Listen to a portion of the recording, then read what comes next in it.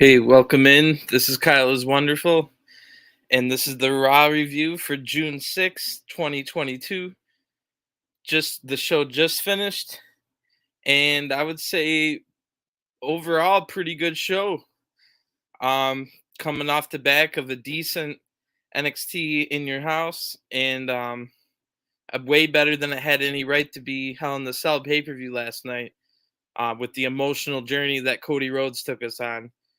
So beforehand, before tonight kicked off, we had a few things announced on Twitter beforehand. That's kind of how it's been lately. Raw WWE will announce a couple of matches anywhere from 4 hours and right up until about an hour before Raw goes on the air. As we know, they're rewriting Raw multiple times, even as it's on the air. So um, it's always a surprise to look on Twitter and see what's coming up. But we knew we were probably going to hear from Cody, and sure enough, on Twitter it confirmed that Cody will kick off Monday Night Raw tonight, with obviously the talk. Um, and we'll talk about that in a second. The other things that were announced was it looked like the main event, and it sure enough was the main event, was going to be a fatal four-way for a number one contendership. As we found out later while the episode was on, the title match for the Raw Women's title will take place at Money in the Bank, and this was a fatal four-way match that did not include Becky Lynch, which was kind of surprising, coming off of last night where it looked like what's up, bro? Raw was pretty good. I give Raw a thumbs up, just like Hell in the Cell. Of course, Cody Rhodes had a lot to do with all of that, but yeah, I was surprised to see Becky Lynch didn't make the fatal four-way in tonight's main event, because she was not screwed, but she had Asuka pinned, and then Bianca pinned Asuka off of Becky's finisher. I think it was a rock bottom. So it was surprising that Becky Lynch was not involved in the fatal four-way. Instead, it would feature Rhea Ripley, Liv Morgan, Alexa Bliss, and Doudrop, which was a little surprising to see Doudrop in that match, seeing she just lost to Alexa Bliss. It makes sense that Liv and Rhea, who traded, each pinned each other over the last week. I would have assumed it would have been a triple threat match, but definitely by having Doudrop in that main event made the main event a lot of fun, and we'll talk about that when we get there. There was one other thing announced, and that was going to be there was going to be a new member of Judgment Day tonight. And my lord, that segment was ridiculous. We will get into it. There is a new member, but you'll never guess what happens. So we'll talk about that when it gets there. That was the big how they do the countdown clock now for whatever happens 2 hours into the show. So that was the countdown clock this week, was um who's going to be the new member of Judgment Day. But of course, Raw kicked off with Cody Rhodes. Um, Even through his suit, you could see that his chest was still swollen. And if you didn't see last night, definitely, I wouldn't recommend watching much, but at least if you didn't get a look at the picture of how swollen, um, oh yeah, I hope you keep watching, bro, because I didn't want to spoil the Judgment Day segment yet, but I'll try not to drag on too long about things. But yeah, Cody Rhodes came out. You could still see. Make sure you go see how swollen and ridiculously bruised his chest is. He tore his pec muscle, the tendon completely off the bone. Um, with wrestlers with injuries like this in the past, it would seem like once he has surgery, it would be a timeline. You could kind of expect him around Royal Rumble once he has surgery. So I was expecting him to come out and say, "Oh, I'm going to have surgery," but this man Cody Rhodes comes into the ring. This man Cody Rhodes comes in the ring, bro. Yeah, I see. You saw that. He wrestled last night in a Hell in a Cell match against Seth Rollins for 25 straight minutes, where he didn't hold. He was like, he went through a table. He was getting kendo sticks right onto the bruise. Like, it was hard to watch. I've seen a lot of weird like things and people getting bloody and all that, but this was one of the most hard things to watch. 25 minutes of Cody Rhodes in there with a broken or completely torn off the bone pec muscle. Um, and Cody Rhodes became a legend last night. Cody Rhodes absolutely became a legend last night, and when he does return, I expect him to headline WrestleMania, and whoever the champion is, that I expect Cody to probably win the Royal Rumble because my God, that was a legendary move last night. But this man, I expected him to come out and say, "Oh, I'm going to go have surgery and I'm going to do my best to come back." He did not say that. This man, Cody Rhodes, looks up. He gets in the ring. He looks up. There's two briefcases, one for the women and one for the men. And the next, I think it's 4 weeks away, Money in the Bank. And he didn't say he's going to be in the match, but he basically implied Cody never once said the word surgery. He said that he wants to get the Money in the Bank briefcase, which is ridiculous. Bro, go get surgery. I don't want you to be like not having surgery for a whole nother month and then wrestle in a ladder match. But it looks like that might be what we're getting. I would say go get surgery, come back, win the Royal Rumble, win the title at WrestleMania, be the next superstar for the next couple of years. But we'll see how that goes. Other than that, Cody was very appreciative of everyone giving him props and stuff like that. And then Rollins came out. So Seth Rollins comes out. Seth Rollins was limping a lot. Seth Rollins had to work double hard last night because Cody couldn't really move that much. So Seth was literally throwing himself through a table at one point where all Cody had to do was move. And Seth is out there like wrestling like for the both of them, limping to the ring, no laughing, no dancing. He gets in the ring, tells Cody, "I still don't like you, but I respect you." And he kind of gives him a handshake and a bro hug and just leaves the ring. Oh, he says like, "And I know that your dad would be proud of you," Cody says that. So, I mean, I didn't expect him to turn. I mean, I wasn't expecting Seth that he was going to turn babyface full time, but man, I was really hoping that he would because I really hate the laughing. Seth Rollins is awesome, but I hate the laughing. And if he was a babyface, he would cut the laughing out immediately because, like I've been saying, if Cody, if Seth becomes babyface, he'll stop laughing immediately. But before Cody can even get out of the segment, Seth Rollins comes back. He's got a sledgehammer in hand. Oh yeah, Seth Rollins came back with a sledgehammer, and I literally, because I started Raw about 40 minutes late so I could fast forward through commercials, I fast forwarded through this beatdown, bro. I could not watch Seth Rollins hitting this injured Cody Rhodes legend with the sledgehammer, but that beatdown went on for a while. They wanted to put Cody on a stretcher afterwards, and Cody said no, and he walked out on his own. And that was pretty crazy, bro. Crazy beginning the Raw. It looks like Cody doesn't want to get surgery yet and that he wants to be in the Money in the Bank ladder match. We'll have two other people mention the ladder match tonight. So we kind of have three potential people for the Money in the Bank ladder match participants tonight. And it looks like Cody Rhodes, much to everybody's surprise, might be one of those participants. And we were thinking before the injury, Cody Rhodes was definitely going to win the Money in the Bank. It was a no-brainer that Cody Rhodes was winning Money in the Bank. But, I don't want him to be in that match, bro. So when we came back from commercial, we were still kind of getting Cody out of there. And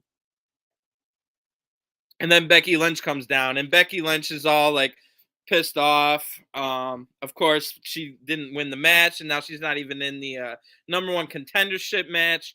So Becky Lynch gets to the ring, and already in the ring is Dana Brooke. I'm like, what is going on here? A random Becky Lynch Dana Brooke match. I'm like, all right, well, poor Dana Brooke. I don't give her more than 2 minutes. Well, this match lasted a lot longer than 2 minutes. And I'll tell you why. Because all of a sudden, we're not even 30 seconds into the match. Here comes the 24/7 brigade. Akira Tozawa, who was the 24/7 champion, being chased by Reggie and Tamina. I saw T-Bar down there at a point.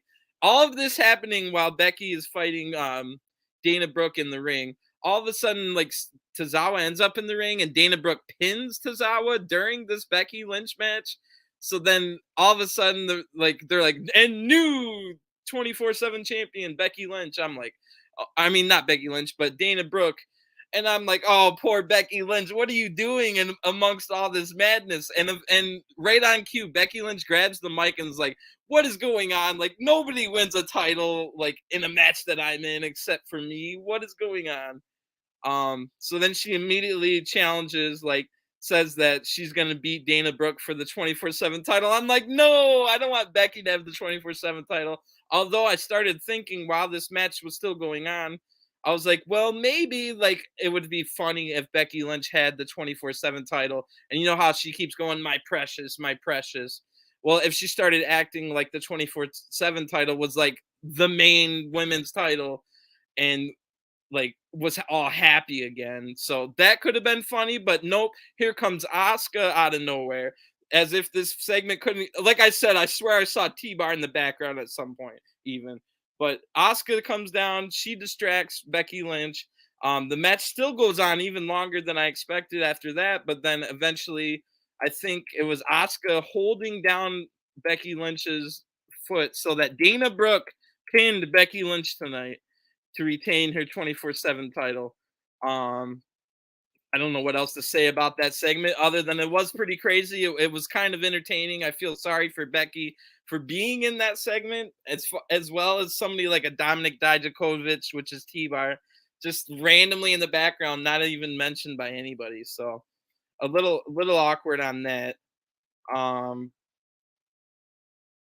but yeah, so yeah, that was the last we saw of Becky. She didn't get involved. She never went up to Adam Pearce and said, why am I not in the number one contendership match later?" Nope, that was the last we saw of Becky Lynch or any of the 24/7 stuff.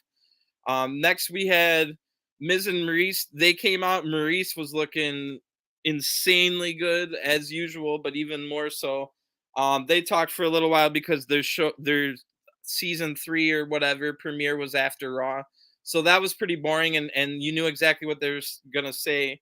Um, but it only lasted a little bit before Riddle out of nowhere came down, and they it was a decent segment. Out of nowhere, um, Maryse starts talking about like I still don't know how she got to this, but Maryse starts going like, yeah, like Miz has big balls, like above average balls, like huge balls, like the biggest balls, and like all this, like I don't even know where this came from. And Riddle's like looks over at Miz and goes, "Oh yeah, we'll prove it." And the entire crowd just starts chanting, "Prove it," because they want to see Miz's balls. I'm not joking. This happened tonight. I don't know what else to say about it, but that happened. And then just out of nowhere, Tommaso Ciampa comes out and just knees and takes out Riddle out of nowhere. So then like before that, Riddle was challenging Miz to a match, but now that Tommaso Ciampa just came out of nowhere and left out of nowhere, the Miz is now ready to fight because Miz was in a tuxedo. He's like, Riddle, I'm not gonna fight you. I'm in a tuxedo. But as soon as like Riddle got taken down, Miz is like, all right, I'll fight you. Um, then we go to a commercial. Before we get to the match, let me just quickly say Edge isn't the only one assembling a heel faction on Raw, or at least an alliance, because you're not going to hear this anywhere else in the community. But out in the background, little by little, week by week, Miz is forming an alliance between it's now him, Austin Theory, Veer Mahan, and Tommaso Ciampa. And it's been multiple times other than Veer Mahan, but you remember the segment where Veer Mahan, Riddle, and Theory and Miz were all taking selfies on Mustafa Ali's like laid out body.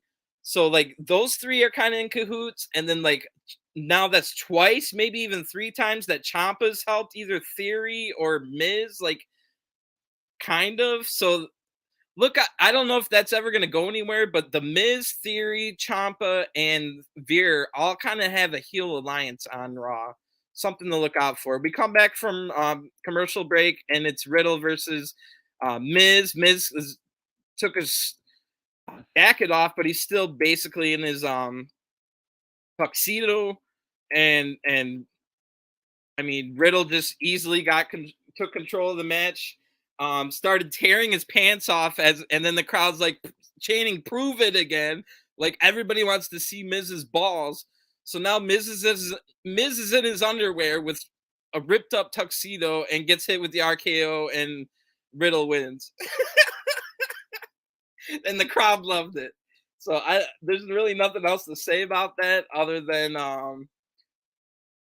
with it when Riddle and Miz were talking to each other, they both mentioned the Money in the Bank briefcase and wanting it. So those are your three names coming out of Raw tonight. It's Cody Rhodes, Miz, and Riddle. Those are the three people that mentioned the briefcase. So those are three potential people that might be in the match. And like I said, I don't want to see Cody in that match. I don't want him to go 4 more weeks without surgery. Um Yeah, it was super weird, bro. Like I had to rewind it. I'm like why did Maryse start talking about Mrs. Balls?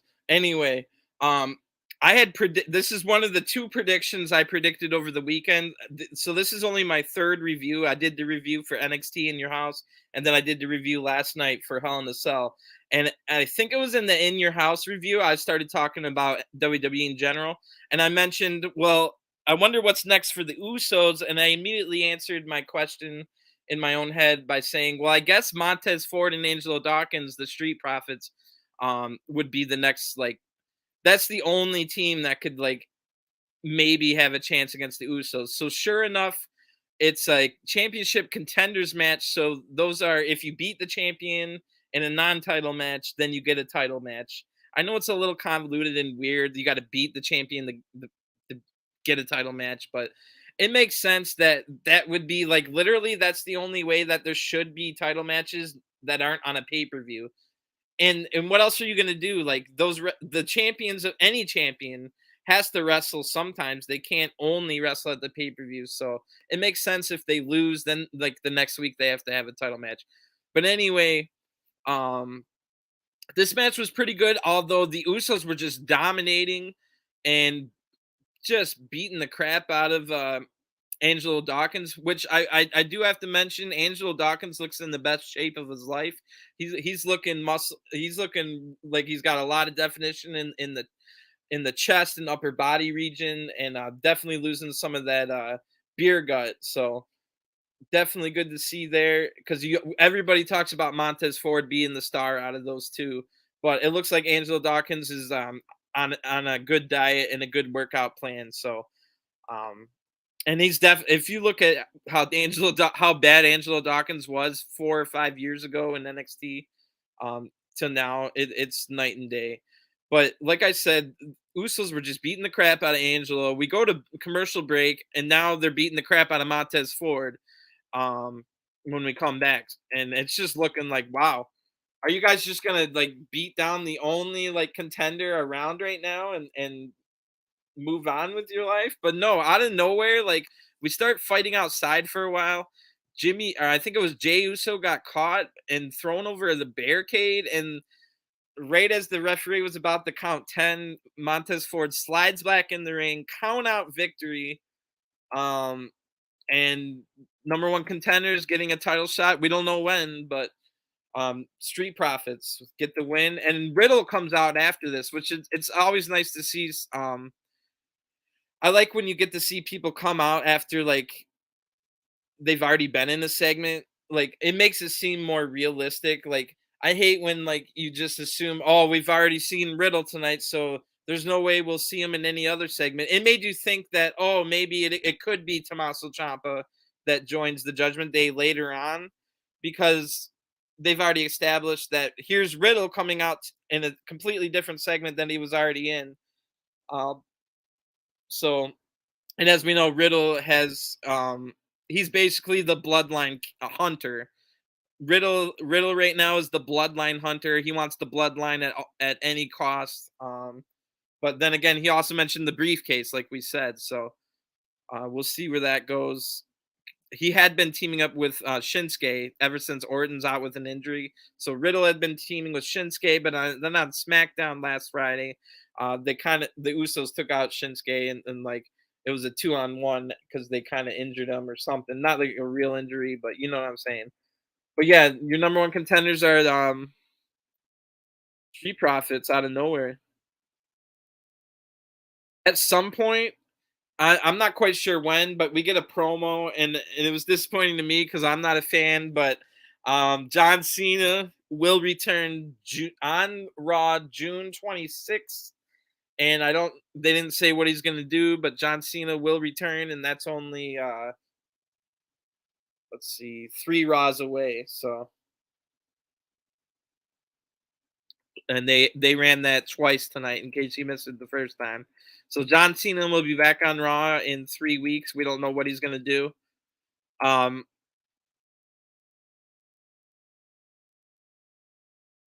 so then Lashley came out, and if you saw my, I don't even remember what it said, but I'm sure it was funny. Um, so then we got Lashley coming out, and if you saw my review last night, you heard me say that there was 2 people that came out of last night's Hell in the Cell pay-per-view, big stars. One of them, of course, was Cody. Cody was a legend. That's a performance they're going to talk about for 20, 30 years. And the other person that really got, like, if the Chicago crowd loves you, then they're gonna love you everywhere in America or anywhere else in the world. And that was Bobby Lashley. Even though nobody wanted to see Bobby Lashley versus MVP and Omos, once the match was over and like kind of during the match, even like the crowd loved Bobby Lashley. And I said last night, I said if Cody Rhodes is injured and you were going to give Cody the briefcase, well, then I think now you can give the briefcase to Bobby Lashley. But what we're finding out is that Cody, what I also mentioned is if Cody is going to be in the Money in the Bank, because I wasn't ruling out last night that Cody was going to tough it out and be in the Money in the Bank still. And that looks like what's going to happen. So I think Cody Rhodes will win the briefcase and then go get surgery. But I mentioned last night, and it looks like that's what they're going to do. So after Lashley talked about MVP for a little while, and I'm always worried when Lashley has the microphone because he's not the greatest at promos. But and Lashley even said at the beginning of it, I got a lot to say, and I'm like, uh-oh. Like right when the crowd was really getting into you, now we're having like Lashley is not good on the promos. And I'll give Lashley credit. He said a lot of big words. He had a pretty long promo, but it wasn't like too long.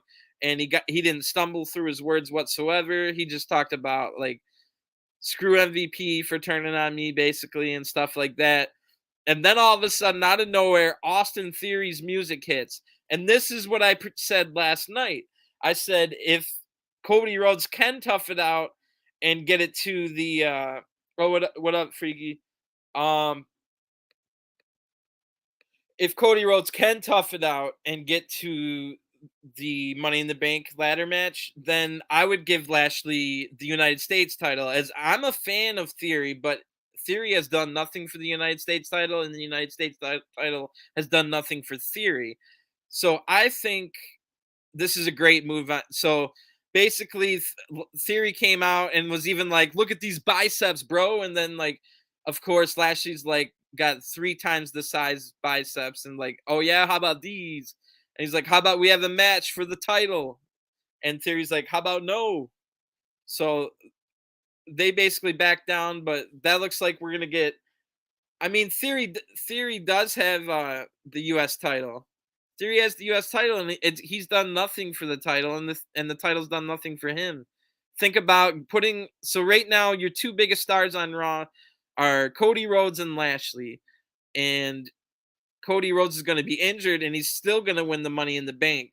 So I think it's perfect to put the United States title on Lashley, and then you can have Lashley go through the entire summer, maybe up until like Royal Rumble time with the U.S. title. And I think that would be great. That's exactly what I was predicting last night, and that's what happened here. So I don't know when we're gonna get Theory versus Lashley. That might be a Money in the Bank match, or it might happen next Monday.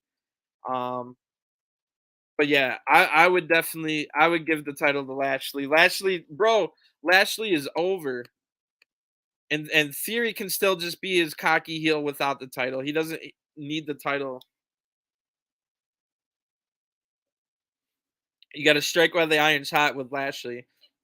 So after that, then we got Veer versus Dominik. So this is something that's been like this feud has been going on for like 2 months now. But Veer did have a little promo as he was coming out, like taped beforehand, and he's back to his natural, real voice. I don't know if you heard that when Veer was in with Jerry the King Lawler. Clearly, Jerry the King Lawler directed and told Veer to use the voice that he used that night because Jerry Lawler used that all the time back in 1980s Memphis. Go look up Lord Humongous 1980s Memphis, and he talked just like Veer, like I'm a big guy and I'm scary and I'm gonna hurt.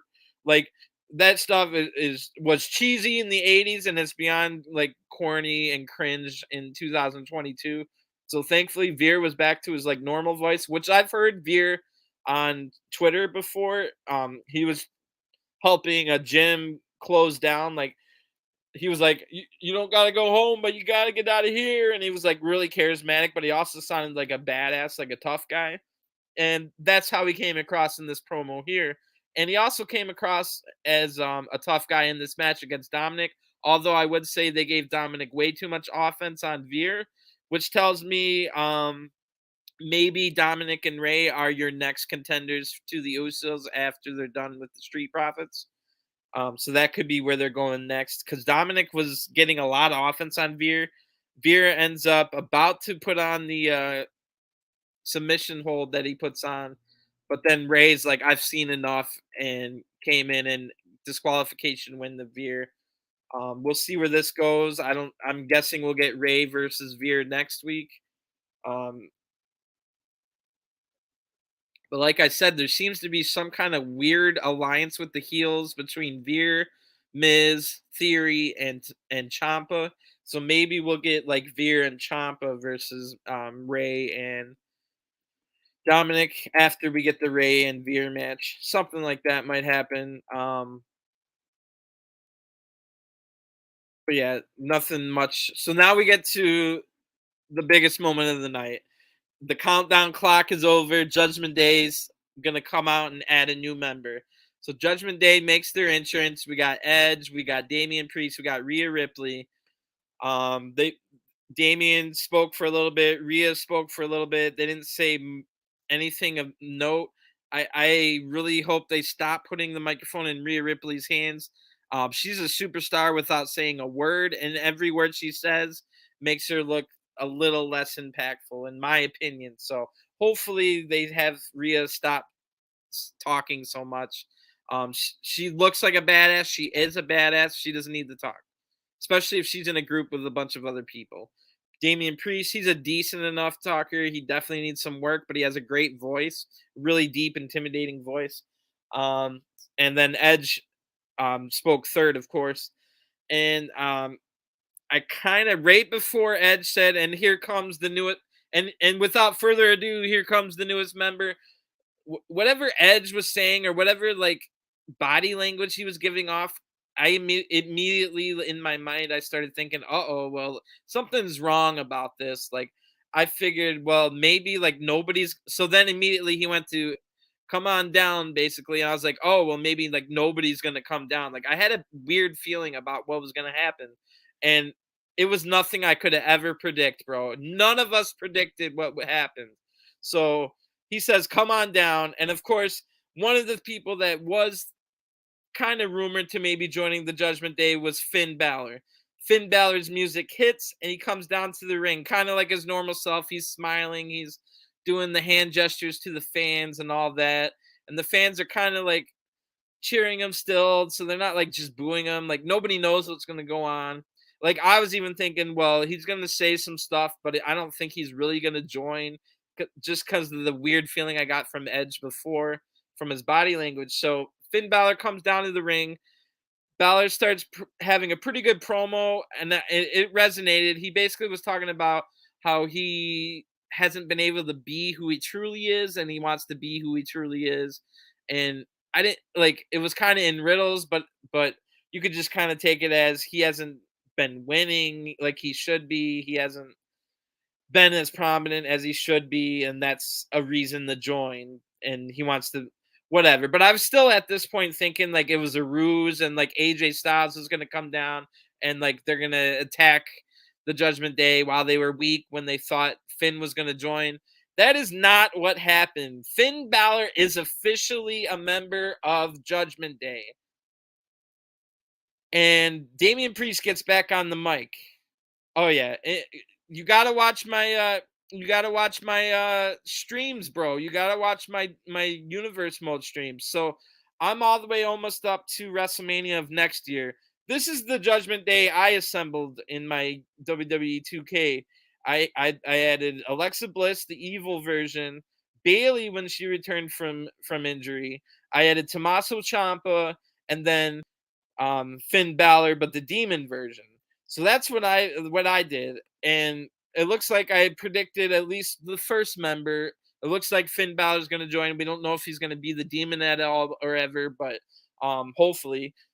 But yes, Finn Balor did not. It was not a swerve. At least for we ended the night with it wasn't a swerve. But guess what was a swerve? Because Damian Priest gets on the microphone and says, "All right, we are now limitless," or something like that. They're like, nothing can hold us back, except there is one limitation. It's you, Edge. And they turn on Edge, the three of them, Rhea Ripley, Damian Priest, and Finn Balor, beat down Edge, throw him through a table. Edge gets carted out on a gurney to the hospital. And the Judgment Day now is Finn Balor, Damian Priest, and Rhea Ripley, and they don't have Edge. They kicked Edge out. And I was shocked. I was shocked beyond belief. Who's the leader? I mean, I guess Damian Priest and Rhea are co-leaders, but it could be and we don't know. We have no idea. Maybe there is no leader at this point. But I will tell you, they came back out at later in the night, and they came back out to that new Edge music, the new Dark Edge music. And I thought, what is Edge coming out? But no, it was the three of them. So I don't know what the hell's going on. It's not often that I am genuinely shocked by something they do. Whew. I mean, so we got a new member, but Edge has been kicked out. And they gave Damian Priest ended the segment with a concerto, one man concerto to Edge, which sent him to the hospital or whatever. Um, so we're all shocked about that. We go to commercial, we come back, we're getting the recap. Everybody's shocked.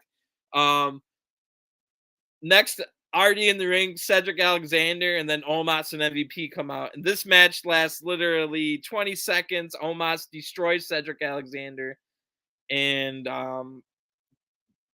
Omos's music plays for about 5 seconds before all of a sudden, as if this night couldn't get any weirder, the Dirty Dogs music plays. So Dolph Ziggler and Robert Roode come out before Omos has even like started celebrating his win, and they go over to have like an interview with like one of the interview guys, and like we only see them for like 5 seconds, but Dolph and Robert Roode are acting like baby faces, and they're like, hey, it's good to see you, what's going on, like it's great to be here. And like Omos and MVP come over to where they were standing, and MVP's like, wait, what are you doing, like you gonna disrespect Omos like this, like.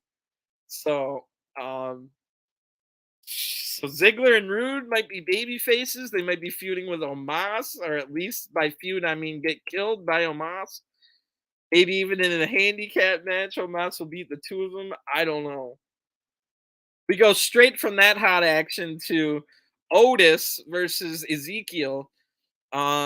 Pretty boring match. At this point, I'm over on my PlayStation 5, so I got to rearrange my whole Judgment Day faction on Universe mode to kick Edge out. So I don't know, still reeling from that. But in a pretty short match, Ezekiel gets Otis pinned in a crucifix. It looked like it was one of those like Otis was on his shoulders like a turtle on its shell, like couldn't get up. It was pretty pathetic looking. So a bad night for Otis. After the match, KO comes out, or Ezekiel called out Owens, and he wanted a rematch from last night where KO beat Ezekiel, but nothing progressed in the storyline.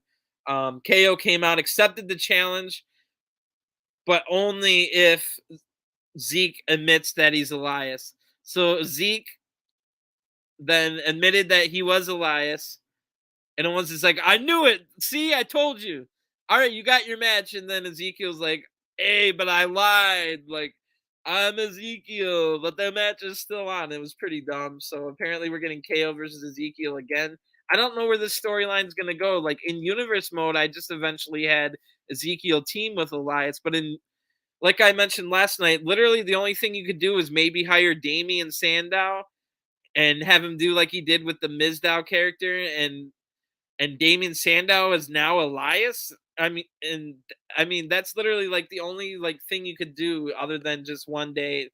Oh yeah, I am Elias. Oh yeah, you didn't miss much other than the main event. I I think we're on to the main event now. Yeah, so then we got to the main event. I don't think anything else happened. It was a four-way match versus and I thought Becky would have been involved in the main event match. But yeah, if you got to go, I'll talk to you later. Um, but yeah, it was Dewdrop surprisingly in the match, but I was glad she was there. Rhea Ripley, Liv Morgan, and um, Alexa Bliss, who has not lost ever since Elimination Chamber. So I was thinking maybe Alexa Bliss, but I was hoping Rhea. Obviously, it was really shitty that Rhea had to get pinned last week when she's just become a heel, and we're trying to get the Judgment Day to be good. Um, Pretty good match. It was a great. Why I say it was good that Dewdrop was in it is because it was a really good match to showcase a lot of the. Oh, what up, bro? It was a good match to. How you been? It was a good match to showcase what Dewdrop can do because there was two small women in there, Alexa and Liv, and Dewdrop was just putting all kinds of power moves on them. At a point, Dewdrop and Rhea got in each other's face, and it looked like we were gonna get the two big power heels versus each other. But it seems like while that was happening, Liv and Alexa formed an alliance. So then there was like a two versus two for a little while. Then Alexa fought Liv for a little while, which I know is interesting. And those two have never really crossed paths very much, if at all, before now. And they've been in the WWE together for a while. So that was interesting. But we by the time we get to the end, it was in fact Rhea Ripley getting the pin. I can't remember who she pinned. Apologies for that. But Rhea Ripley is the number one contender. And then I should have mentioned Bianca was watching this and having good facial expressions while watching. Like she was like, "Damn, like these are some tough looking bitches." Like because Dewdrop and Rhea were doing a lot of power moves on the smaller girls. There was one spot in particular they did a Tower of Doom where all four of them went flying. So that was pretty cool. Rhea Ripley wins, and now I remember. She just barely was able to lift Dewdrop up for the Riptide. It looked devastating, and it made a loud noise when Dewdrop hit the ground. And Dewdrop was the one that got pinned. Then that new Edge music, that's what I was talking about, hit the one that he has for the Judgment Day. So it made me think like, what is Edge coming out? Is he back from the hospital? But no, it was just about Finn Balor and Damian Priest coming down to congratulate Rhea, and the three of them stared down Bianca. So I'm expecting whenever we get maybe on SmackDown, we're gonna get the title match between um, Street Profits and Usos, where the Usos will win, and then on Raw, I'm guessing six man, or if not next week, the week after that, it'll be a 6-person tag. Street Profits and Bianca versus Damian, Finn Balor, and Rhea Ripley, and then Balor and Priest can feud with the Street Profits. Maybe even at Money in the Bank, they'll have a match while Rhea and Bianca have their title match. So again, no mention of Becky being number one contender or getting a title shot or being screwed, which was kind of surprising. It was also surprising that Becky got put in the 24/7 segment, but it is what it is. And overall, a good episode of Raw. I can't believe Cody's going to try and tough it out into the Money in the Bank match. Crazy, crazy stuff. So I'll be back on tomorrow for NXT, and it should be good. And we've got a lot to look forward to coming up. We've got Wednesday night Dynamite. We've got Thursday Impact, Friday Rampage and SmackDown, where we'll finally get Max Dupree will say who the first member of the Maximum Male Models is. And then it's either Saturday or Sunday. We got NJPW Dominion, where they will, among other, that's basically New Japan's SummerSlam card, one of the second biggest card of the year. And it will feature a semifinal for the mini tournament for the AEW Interim Championship. So make sure I'll be there to report on that and anything else that might happen in this crazy world. And you never know what's going to happen. I can't believe Edge is out of Judgment Day. So thanks for watching, and I'll talk to you guys tomorrow. I'll be on with the stream in a little bit, though. So Universe Mode stream will be up in a little bit. Thanks for watching. Peace.